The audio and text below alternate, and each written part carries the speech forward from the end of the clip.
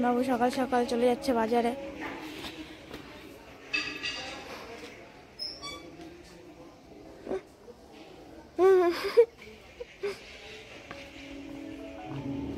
Good morning everyone, welcome back to my channel to a new blog. এখন বাজে 9:40 আর আজকে বিভৎস ঠান্ডা, মনে হচ্ছে হাত পা কেঁপে যাচ্ছে। আর মানে হাওয়াও দিচ্ছে, খুব ঠান্ডা হাওয়া।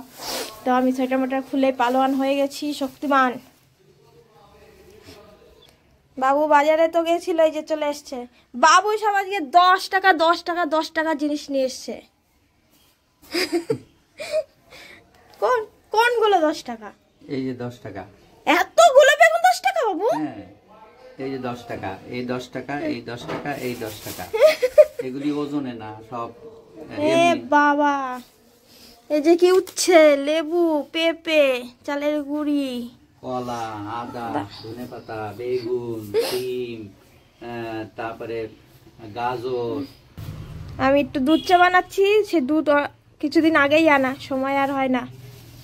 তো ওই বাড়িতে বাড়িতে আজকে আমাদের এই লাইনে জলের লাইনটা দিচ্ছে। এই আমাদের এই পাশ দিয়ে জলের পাইপ বসাচ্ছে, বাড়ি বাড়ি দিয়ে দেবে। কাল থেকে হয়তো জল পেয়ে যাবো, মানে অনেক দিন পরে অনেক বড় একটা সমস্যার সমাধান হবে আর কি।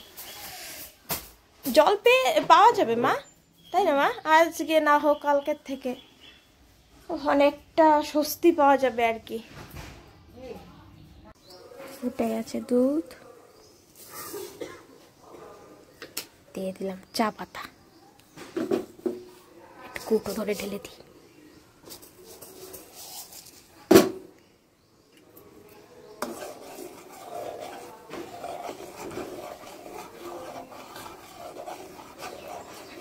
অনেক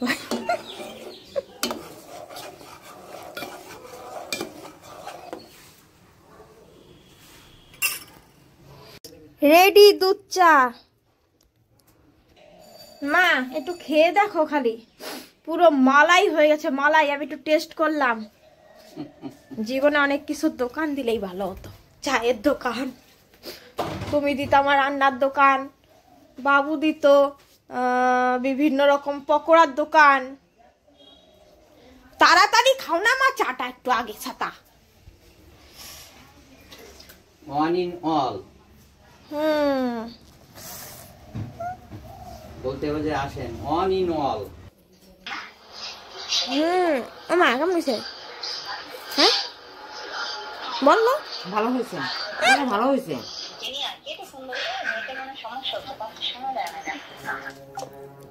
আরে কত ভালো হয়েছে, ভালো তো প্রত্যেক দিনই। আজকে কেমন ভালো হয়েছে সেটা বলো। সব দিনই ভালো হয়, কিন্তু আজকে একটু বেশি ভালো হয়েছে। আজকে ক্ষীর হয়ে গেছে, চা বলতেও পারে না ভালো করে। চা না তো, কি এটা হলো ক্ষীর। আমার মাথা। জলের লাইন দিতে চলে এসছে, এই যে রাস্তা খুঁড়ছে, এদিক দিয়ে গেছে জলের পাইপ, এখান থেকে লাইন দেবে।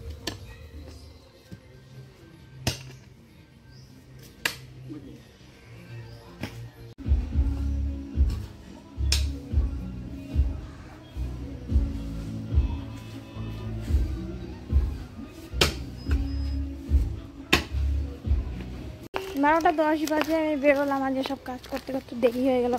নাকে মুখে দুটো খাই দিল মা, নাহলে আর খাওয়া হতো না।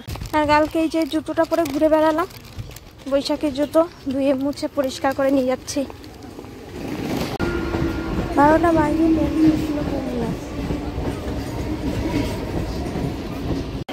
12:50 রানাঘাটে নামলাম।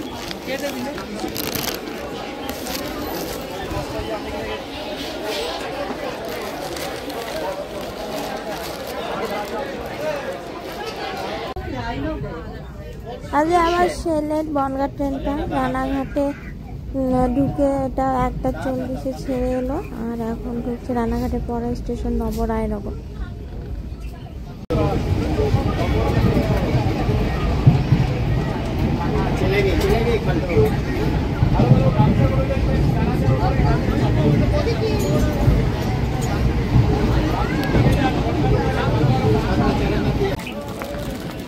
গোপালনগরেই নামলাম আমি 2:12।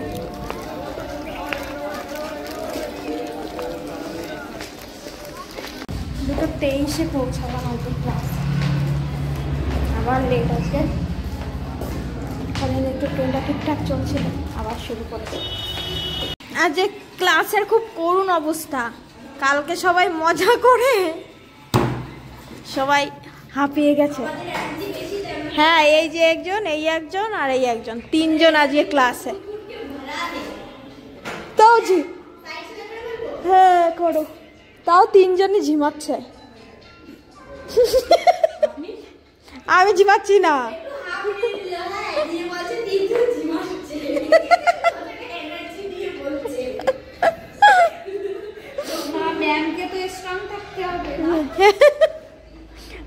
আমি ঝিমালে তোমরা তো একেবারেই শুয়ে পড়বে এইখানে।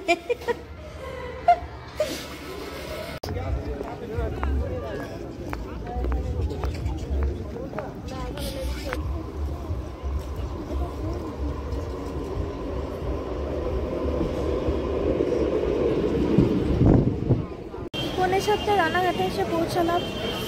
আর যা ঠান্ডা পড়েছে, একটা সোয়েটার আর শীত মানছে না। গেদে লোকালটা আছে এখন মদনপুরে। অনেকটা লেট আজকে ট্রেন, নাকি গন্ডগোল চলছে, ডাউনে ঠিকঠাক চলছে না।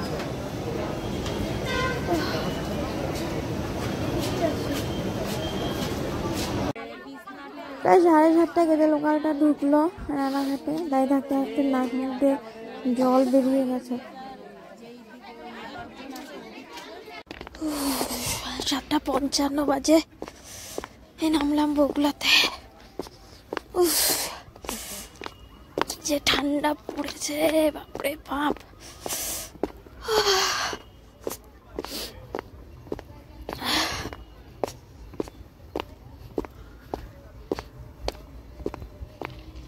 মাটিতে পিঠা খাওয়া, তারপরে পেটিয়া খাবো, এর সেই অবস্থা, এলাকা কড়াই সামনে নিয়ে। আমরা তো গ্রামেই থাকি। বাজে প্রায় 9:40। ফ্রেশ হয়ে এসে খেতে বসলাম। কান বান দিয়ে সব ঠান্ডা ঢুকে গেল, কান বান ঢেকে নিলাম ওই জন্য। এই মহিলার অবস্থা দেখো খালি একবার, কিচ্ছু নাই, আর কিচ্ছু নাই জীবনে। আমি এখানকার এই বাড়ির কাজের মহিলা,